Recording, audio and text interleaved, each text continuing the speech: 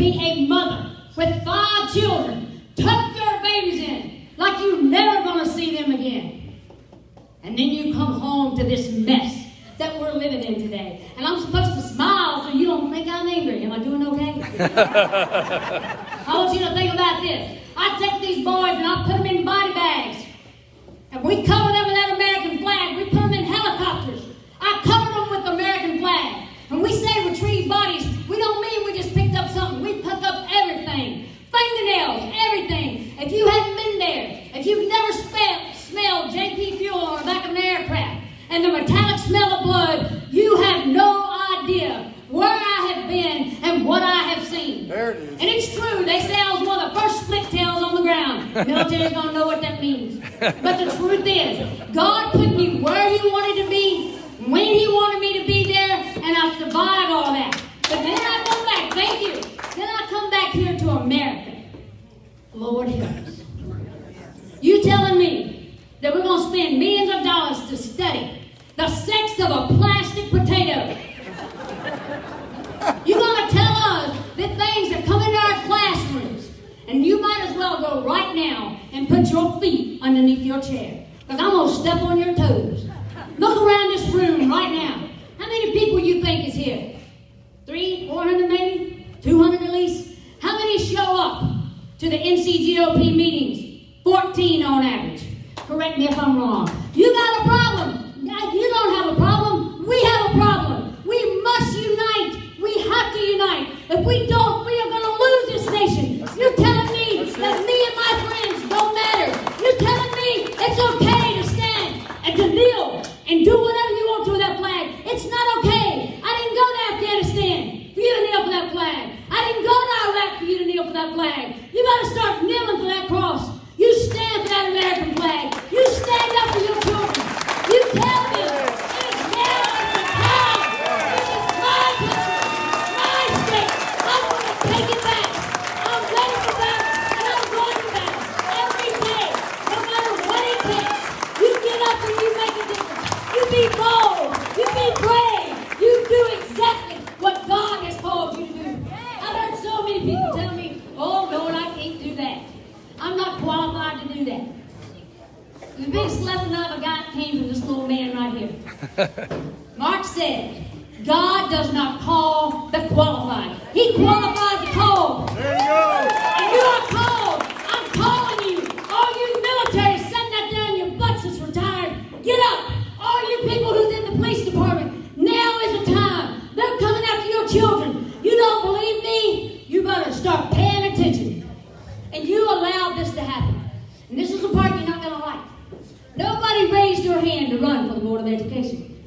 You know why? Because I think it's a thankless job. And yes, it kind of is. And there's a misunderstanding on what it means to be on the Board of Education. You are entrusted with the most valuable resource across the state of North Carolina. And it's our children. You think you got a problem with kids who thinks it's okay to protest and call it freedom of speech? Where did they learn that? Your children spend more time in that classroom, quality time, in that classroom than they spend at home. What did Jesus do with his disciples? I think this is very interesting. He would always go eat with his disciples. How many families ever sit down and have a meal with their children? But they're going to sit down in that cafeteria and they're going to listen to what people say. There's some scary stuff going on across this state. And I know I'm not a spy by any means. But I like research. And I know y'all looking at me saying, boy, is she actually standing up. I married a tall man. We have normal-sized children. It's very important. These are things I stand for. Freedoms that we stand for. Now, if you will allow me, because September the 11th is coming up. And that was a really rough assignment for me. And I had written a letter to a pastor, and I want to share that letter. Because I think it pertains to some of you in this room. Those of you who do not know, the Republican Party has a former chair. These are things people don't want to talk about. We had a former chair, a Republican, and some of you heard about suicide and murder, whatever. You know why people on antidepressants? You know why people are giving up? They're losing hope. And if they're losing hope, it's up to you. God didn't put you down here to sit on your laurels. You need to be up every single day saying,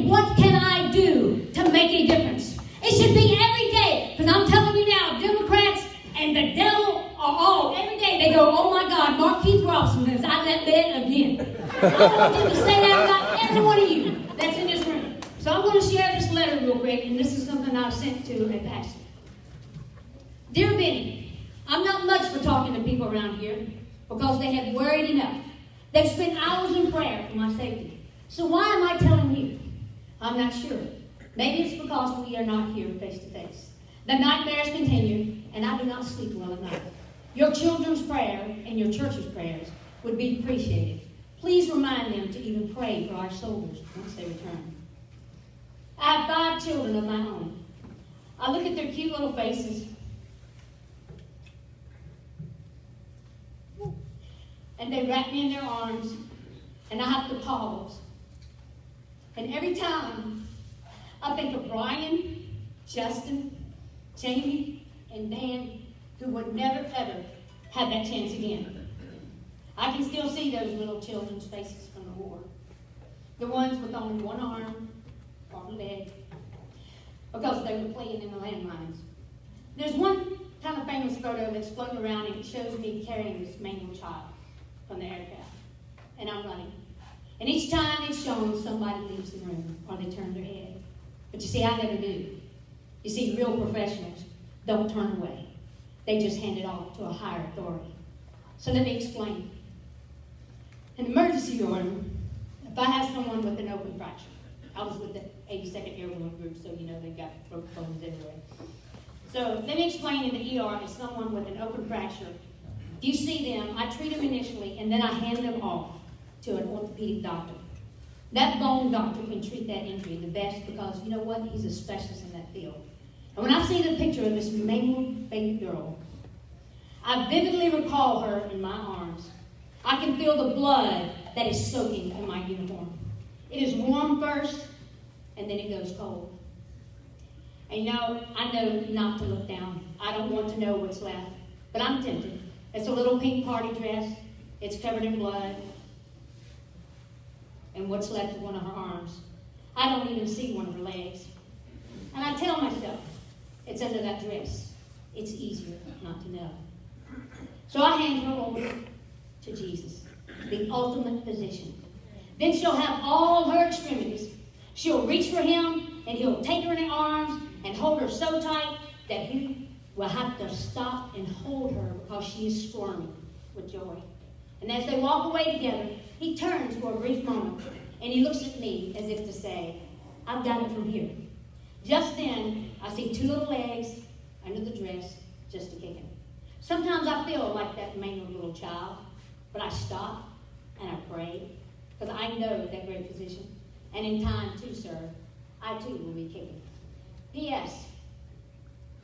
The saddest part is when I return to a country and find my own people mangled from playing in the worldly landmines.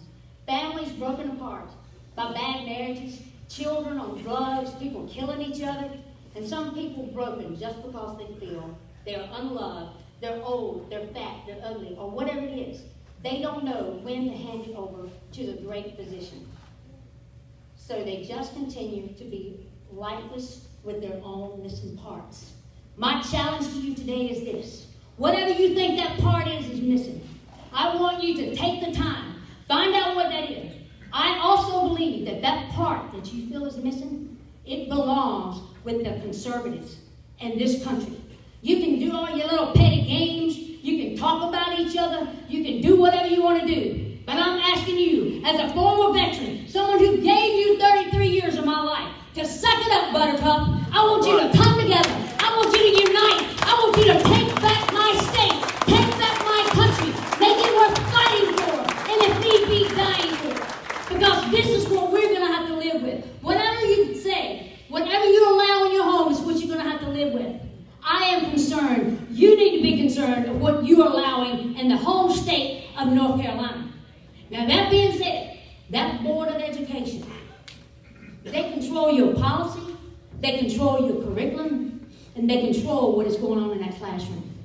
So it's great. I want to be a congressman. I want to be a senator. I want to go do this. I want to do that. How interesting on your little flyer that's here. I'm up here. I'm up here before them. That right there should tell you something. God has a funny sense of humor. He has a record. Jim, can I have a drink? a metal rod in my neck, and it's really hard for me to speak unless I have something. I'm always done. Woo! It does not have alcohol in it. I didn't say I didn't want it, I just said it. I promised the sweet lady in the room that I would sing. And this is a song that I really can.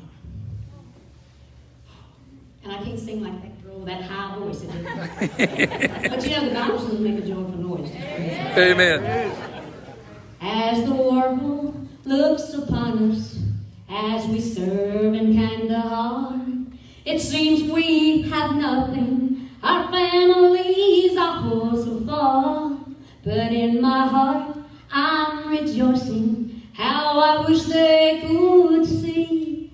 And I thank you, Lord, for your blessings on me. There's the stars and flares above me. I have a trench that's mighty deep.